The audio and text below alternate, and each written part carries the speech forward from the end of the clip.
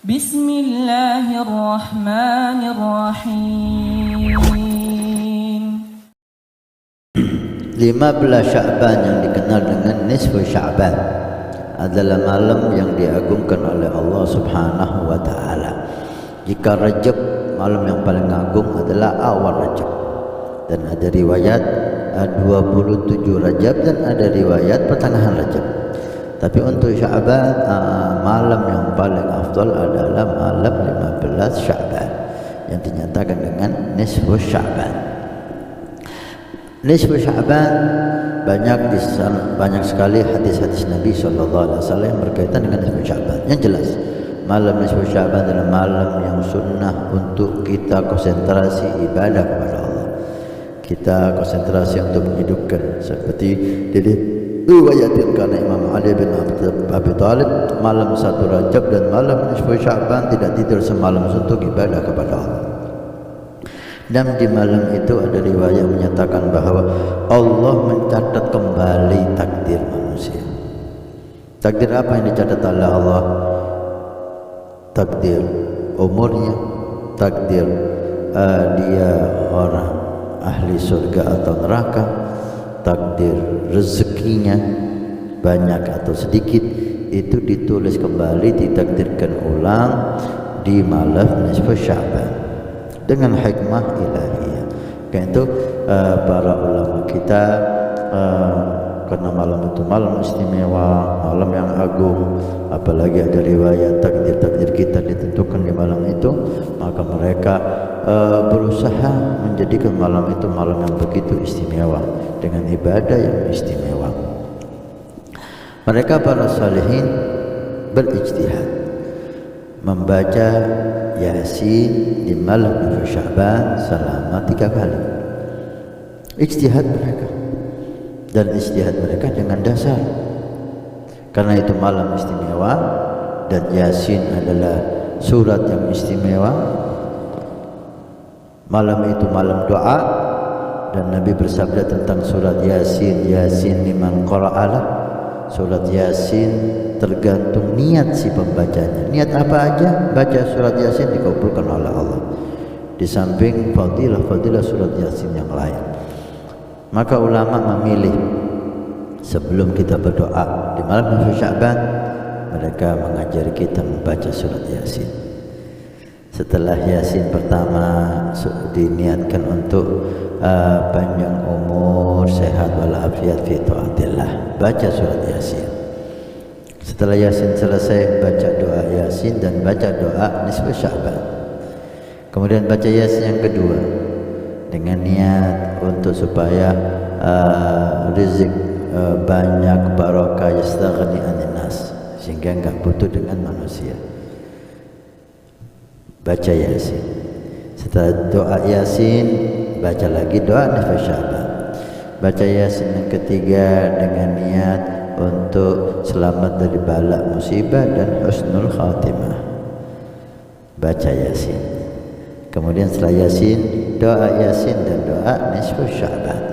Ini ijtihad, pilihan para ulama, para aulia yang bukan 1-2 wali, bukan 10-20 aulia, ratusan dan mungkin ribuan aulia memilih membaca Yasin dengan cara seperti itu. Kemudian jika ditanya, kenapa kok harus surat Yasin? Maka berbalik kita bertanya, kalau surat Yasin memangnya kenapa?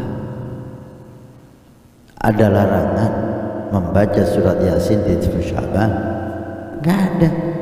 Selama enggak ada, kalau para aulia kita dengan kepandaiannya, dengan ilmunya, ketakwaannya, hubungan yang kuat dengan Allah dan Rasul, memilih surat Yasin, bukan 1-2 wali, bukan 100-200 wali, bukan 1.200-2.000 wali, ribuan aulia memilih itu.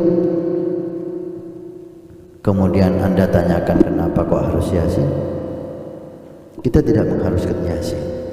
Silakan Anda baca Kahfi, baca Tabar, silakan. Tapi jangan larang orang baca Yasin, karena nggak ada larangan.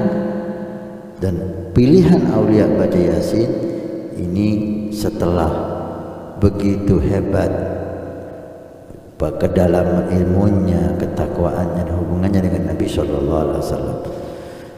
Maka enggak usah kita dengarkan orang-orang yang selalu mengganggu saudara kita yang ingin beribadah kepada Allah dengan segala macam alasan. Kenapa kok harus Yasin?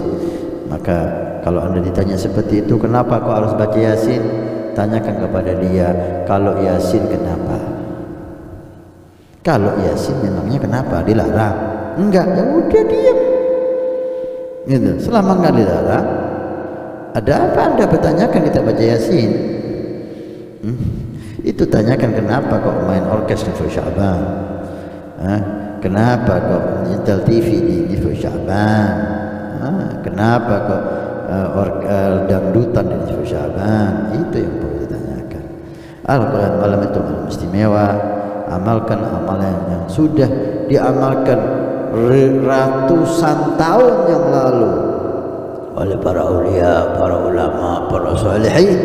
Sekarang segelintir orang yang ilmunya terbatas mau melarang kita untuk mengikuti mereka, para pembesar-pembesar aulia, pembesar-pembesar ulama. Siapa mereka? Siapa mereka? Enggak sebanding, enggak sebanding keilmuannya jauh, ketakwaannya jauh. Kita udah alhamdulillah mengamalkan amalan yang diamalkan oleh orang-orang yang sudah diridhoi oleh Allah, yang sudah diridhoi oleh Nabi Sallallahu Alaihi Wasallam. Insyaallah nisfu Sya'ban ini sebetulnya ulang tahunnya TV Al-Wafat Tarim. Karena nisfu Sya'ban ini TV Al-Wafat Tarim mulai launching di malam nisfu Sya'ban. Nanti kita tanyakan manajer TV apa yang akan dia lakukan di ulang tahunnya TV ini.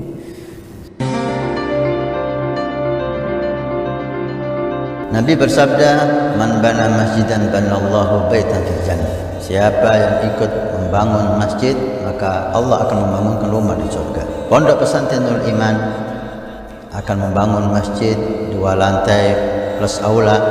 Maka kami mengajak untuk kita dan Anda mendapatkan rumah di surga. Kami membutuhkan 2.000 orang per orang, 100.000 per bulan selama 1 tahun. Silahkan Anda daftarkan diri Anda atau almarhum dari orang tua keluarga Anda yang sudah meninggal, atau Anda niatkan untuk putra Anda supaya menjadi putra yang saleh salehah. InsyaAllah dengan masjid di Pondok Pesantren Nurul Iman yang InsyaAllah makmur dengan sholat, qiyamul lail, zikir, majelis taklim, belajar agama Allah. Setiap kalimat, setiap bismillah, setiap ilmu Anda dapat pahala. Setiap rakaat Anda dapat pahala. Hani'an lana wa hani'an lakum kalau kita punya rumah di surga Allah. Mudah-mudahan Allah mencatat kita sebagai hamba yang punya rumah di surga. Bismillahirrahmanirrahim.